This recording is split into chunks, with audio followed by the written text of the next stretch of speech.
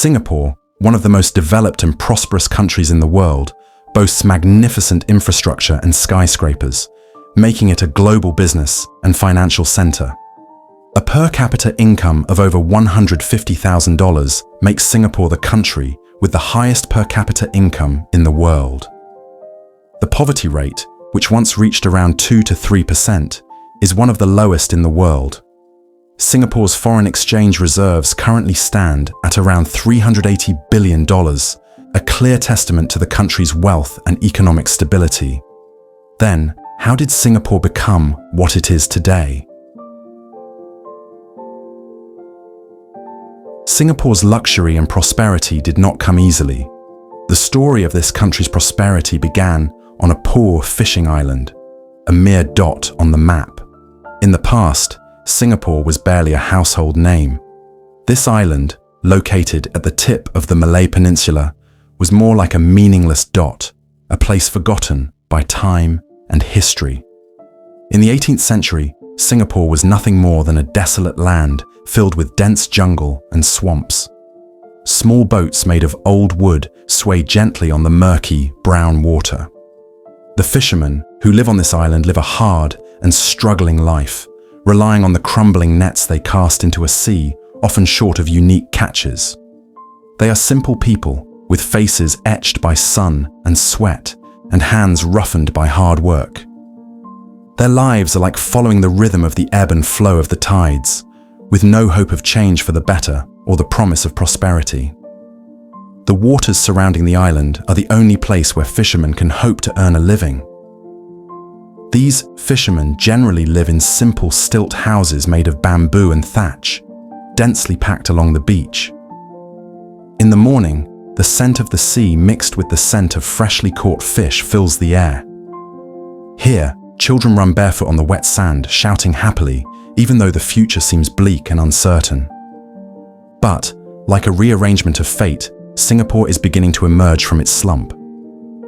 In the early 19th century, when a visionary named Sir Stamford Raffles, an envoy of the British East India Company, arrived on the island in 1819, Raffles saw something that others had not: the hidden potential hidden beneath the island's connections and isolation. In its emergence, Singapore was no longer just a forgotten fishing village, but a port that could become a meeting point for the world. On February 6th, 1819, Raffles signed a treaty with Sultan Hussein Shah and Temanggung Abdul Rahman of Johor, granting permission to establish a British trading post in Singapore. From then on, Singapore transformed into an international trading hub, attracting traders from all over the world. Soon, small wooden fishing boats began sharing the waters with large merchant vessels from China, India, Arabia, and Europe. The aroma of spices, silk, and tea replaced the scent of fish, and the once silent sound of the waves now competed with the bustle of commerce echoing from the newly formed port. But Singapore's newly experienced revival faced a severe test. Precisely as the shadow of World War II loomed over Southeast Asia, in 1942, Japanese forces invaded and occupied Singapore. The 3-year Japanese occupation of Singapore brought unimaginable suffering to the people of this country, including starvation, death, and suffering. When World War II ended, Singapore returned to British rule. However, much had changed. In 1959, Singapore was granted self-governing status by the British. Lee Kuan Yew, a charismatic figure with extraordinary vision, became Singapore's first Prime Minister. Unfortunately, he faced a country teetering on the brink of collapse. With rampant sprawl, neglected infrastructure, and a society divided by ethnic and linguistic differences. The city was filled with slums, poor sanitation, and political instability threatened its very existence. Lee understood that to lift Singapore out of the shadow of poverty, he had to create unity. One of the first steps was to undertake a massive campaign to eradicate corruption. With uncompromising firmness, he enforced the law and ensured that his government was completely free from corruption. Lee firmly believed that only through a government free from corruption could Singapore build a solid foundation for growth. In 1963, Singapore joined the Malaysian Federation, hoping to secure markets and economic stability. However, this relationship was fraught with tension and division due to political, economic, and social differences between the two parties. Finally, on August 9, 1965, Singapore was expelled from Malaysia and forced to become an independent nation. Lee Kuan Yew wept in front of the cameras that day, not out of weakness, but because he knew that many significant challenges awaited him. At that time, Singapore, a small island with no natural resources, a diverse population, and deep social problems, had to face the world alone. Naturally, many doubted the country's future, but with extraordinary determination, Singapore stood up and defied all odds. When Singapore became fully independent, it faced a brutal reality: no natural resources, a small territory, and drinking water that had to be imported from Malaysia. Lee Kuan Yew, along with his brilliant economic team, devised a strategy to transform Singapore into a center of trade and industry. They created the Economic Development Board in 1961, an agency responsible for attracting foreign investment. Lee Kuan Yew realized that, without natural resources, Singapore needed to be a welcoming place for global investors.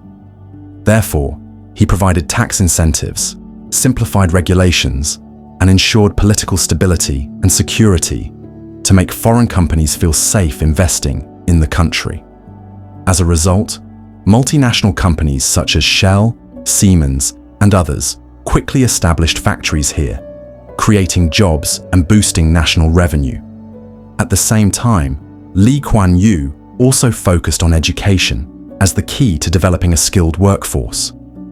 The Singaporean government began building schools, polytechnics, and universities to ensure that every citizen had the skills needed in a variety of new industries. In this way, Singapore transformed from a country dependent on agriculture and seafood to a high-tech manufacturing hub. Furthermore, Lee understood that to create a strong nation, its people must have decent housing. At that time, most residents lived in slums in very poor conditions. Therefore, Lee established the Housing and Development Board, which launched the largest housing program in Singapore's history. Hundreds of thousands of apartments were built in a short time, providing affordable housing for the majority of Singaporeans. By 1985, approximately 85% of Singapore's population lived in apartments, transforming Singapore's image and improving its standard of living. Furthermore, Lee also transformed Singapore into a green and clean city. He launched the Grand City program, planting thousands of trees and creating parks across the country. The goal was to create a comfortable and attractive environment for investors, while also providing a better quality of life for its residents. Initially, building an industrial and residential centre was a very difficult undertaking. With an area of only approximately 581.5 square kilometres, Singapore's land area was too small and lacked space for expansion. Meanwhile, a growing population placed increasing demands on housing, industry, and infrastructure. Consequently, there were no reliable natural resources.